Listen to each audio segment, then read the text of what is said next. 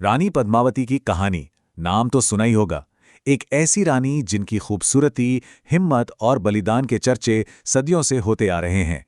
पर सवाल यह है कि इस मशहूर कहानी में सच कितना है और अफसाना कितना।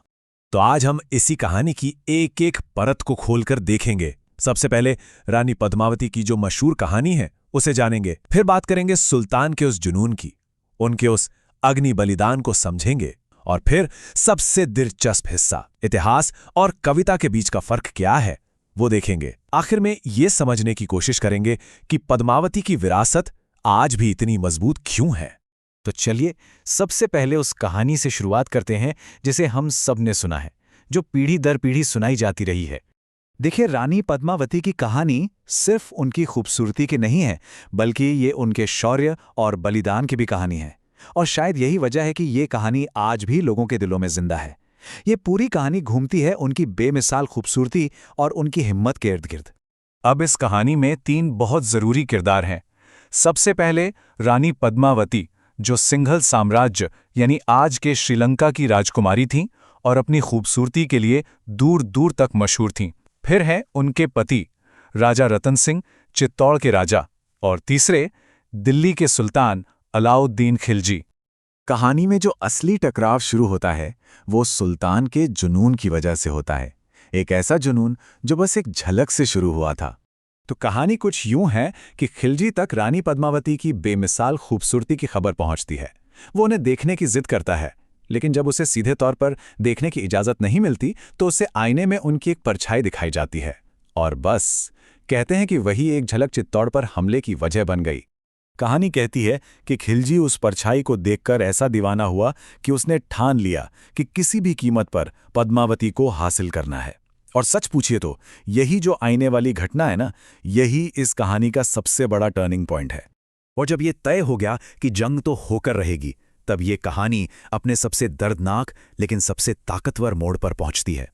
अच्छा, आगे बढ़ने से पहले एक चीज समझनी बहुत जरूरी है, और वो है जौहर। ये क्या था? देखिए, ये इतिहास में एक प्रथा थी जिसमें महिलाएं दुश्मन के हाथों पकड़े जाने, गुलाम बनने या किसी भी तरह के अपमान से बचने के लिए एक साथ आग में कूदकर अपनी जान दे देती थीं। इसे अपने सम्मान की रक्षा का आखिरी रास्ता माना जाता था। और कहानी के मुताबिक अपने सम्मान को बचाने के लिए रानी पद्मावती ने बाकी राजपूत औरतों के साथ एक बहुत बड़ी आग में खुद को समर्पित कर दिया। उन्होंने सुल्तान के आगे सिर झुकाने की जगह जौहर का रास्ता चुना, और इसी बलिदान ने उन्हें हमेशा के लिए अमर कर दिया। तो ये तो थी वो कहानी जो हम सब सुनते आए हैं, जो बहुत लोकप्रिय है। लेकिन अब जरा इतिहास के पन्ने पलटते हैं और कोशिश करते हैं सच को अफसाने से अलग करने की। तो फिर सबसे बड़ा सवाल यही उठता है, क्या सच में ऐसा ही हुआ था? मतलब असली हिस्टोरिकल रिकॉर्ड्स क्या कहते हैं इस बारे में? और यहीं पर एक बहुत चौंकाने वाली बात सामने आती है। 1303 में जब चित्तौड़ को घेरा गया था, उस वक्त के जो सबसे पुराने रिकॉर्ड्स हैं, जिन्हें उसी दौर के इतिहासकार अमीर खुसरो ने लिखा था, उनमें पद्मावती नाम की किसी भी रानी का कोई जिक्र ही नहीं है। इस पहेली को समझने के लिए ना हमें टाइमलाइन को देखना होगा। देखिए, खिलजी ने चित्तौड़ पर कब्जा किया 1303 में, ठीक है, लेकिन जिस पद्मावत कविता ने इस कहानी को घर घर पहुंचाया वो लिखी गई 1540 में मलिक मोहम्मद जायसी ने, यानी घटना के लगभग 240 साल बाद। और बस यहीं से चीजें बदलनी शुरू हुईं, क्योंकि इसके बाद के जो इतिहासकार थे, जैसे कि फरिश्ता, उन्होंने भी अपने लेखन का आधार इसी कविता को बना लिया। तो फर्क एकदम साफ है।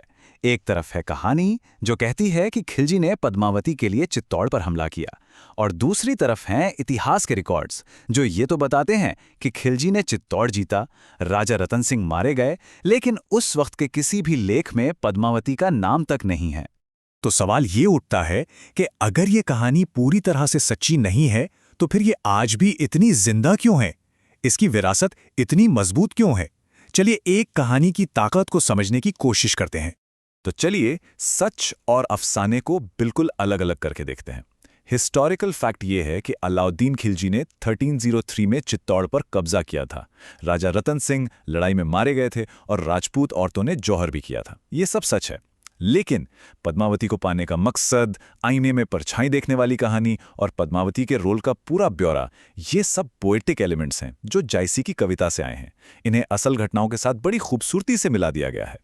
और ये सब हमें एक आखिरी सवाल पे लाके छोड़ देता है। आखिर ऐसा क्यों होता है कि कुछ कहानियां जो सच और कल्पना का मेल होती हैं, वो असल इतिहास से भी ज्यादा ताकतवर बन जाती हैं? शायद इसलिए कि वो हमें सिर्फ तारीखें और घटनाएं नहीं बताती, बल्कि इंसानी जज्बातों, आदर्शों और बलिदान की एक गहरी, बहुत गहरी कहानी सुनाती हैं।